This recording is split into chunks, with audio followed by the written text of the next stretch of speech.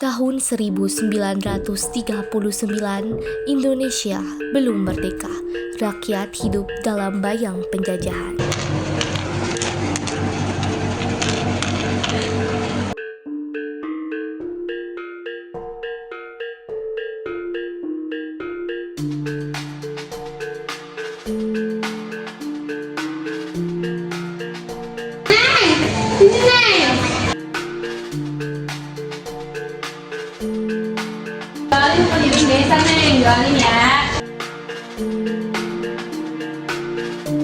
Tidak semua anak diberi masa kecil yang panjang.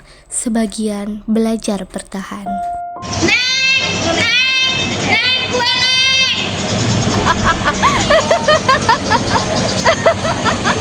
Aku juga pengen sekolah. Diem dong, mau beli donat, kamu bis, jalan aja.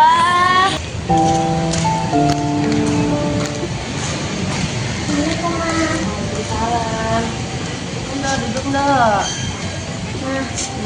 Kenapa aku nggak bisa sekolah setiap hari kayak mereka?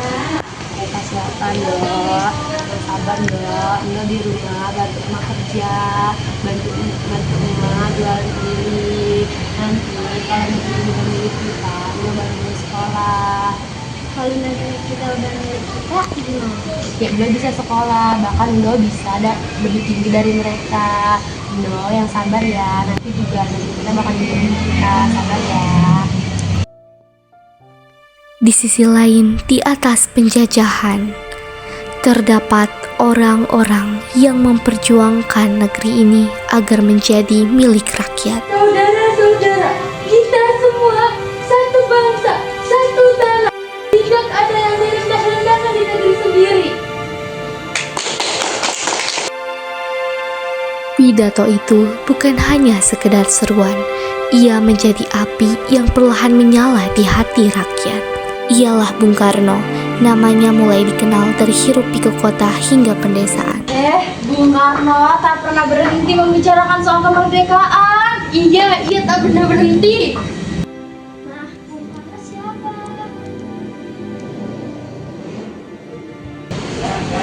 Bung Karno itu orang yang berani bilang negeri ini adalah milik kita. Di tengah keterbatasan, harapan mulai tumbuh. Rakyat mulai percaya bahwa suatu hari nanti negeri ini benar-benar akan menjadi milik mereka.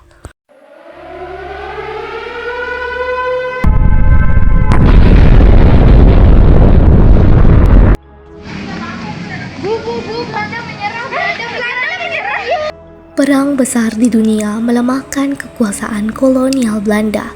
Di Eropa, negeri Belanda diduduki Jerman.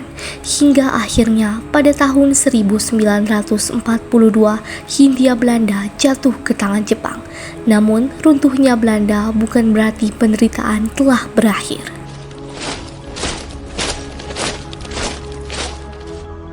Banyak orang yang berpikir bahwa setelah Belanda telak jatuh, mereka telah aman. Namun nyatanya penjajahan berganti wajah. Mereka dimanfaatkan oleh Jepang untuk melakukan kerja paksa secara kejam yang disebut sebagai Romusha. Mereka bekerja tanpa upah dalam kondisi yang berat dan serba kekurangan. Pendudukan memang merenggut banyak hal, namun tidak semua harapan bisa diambil. Di sudut kecil desa itu, dua sahabat menyimpan mimpi. Kamu dari mana?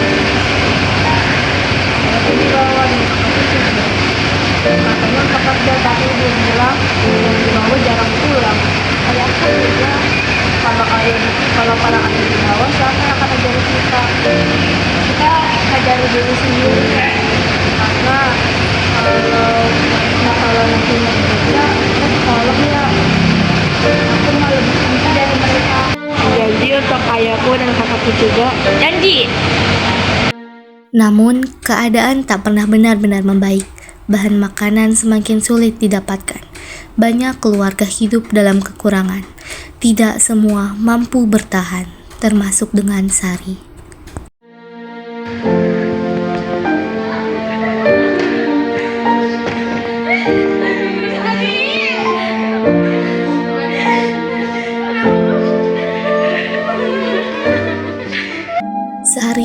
bukanlah satu-satunya yang menjadi korban zaman.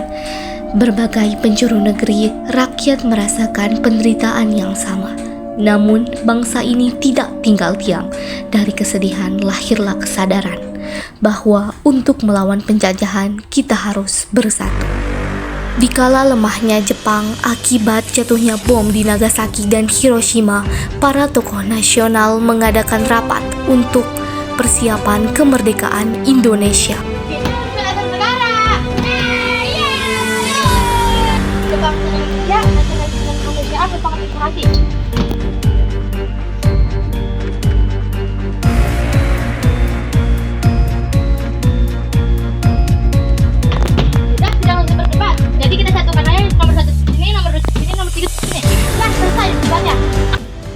Sidang-sidang itu bukan sekedar pertemuan. Di sanalah dasar negara dirumuskan melalui perdebatan dan musyawarah. Perbedaan pendapat memang hadir, namun tujuannya tetap satu, Indonesia merdeka. Di rumah sederhana, Fatmawati menjahit sangsaka merah putih, bendera yang kelak menjadi simbol bangsa Indonesia. Sementara itu, teks proklamasi disusun dengan penuh kehati-hatian. Setiap kata dipilih untuk mewakili seluruh rakyat Indonesia. Dalam proses itu, sempat terjadi perbedaan rumusan pada Piagam Jakarta. Namun, melalui musyawarah dan semangat persatuan, para tokoh bangsa sepakat mengutamakan kepentingan rakyat Indonesia. Hingga tercapailah mimpi masyarakat Indonesia. Proklamasi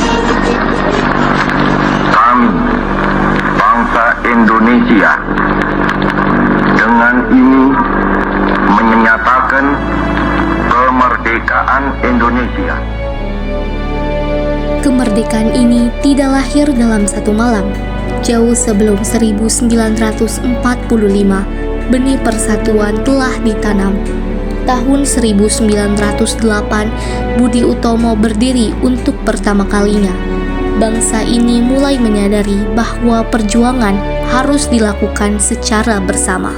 Pada tahun 1928, para pemuda bersumpah, satu tanah air, satu bangsa, satu bahasa. Persatuan itulah yang akhirnya mengantarkan Indonesia menuju kemerdekaan.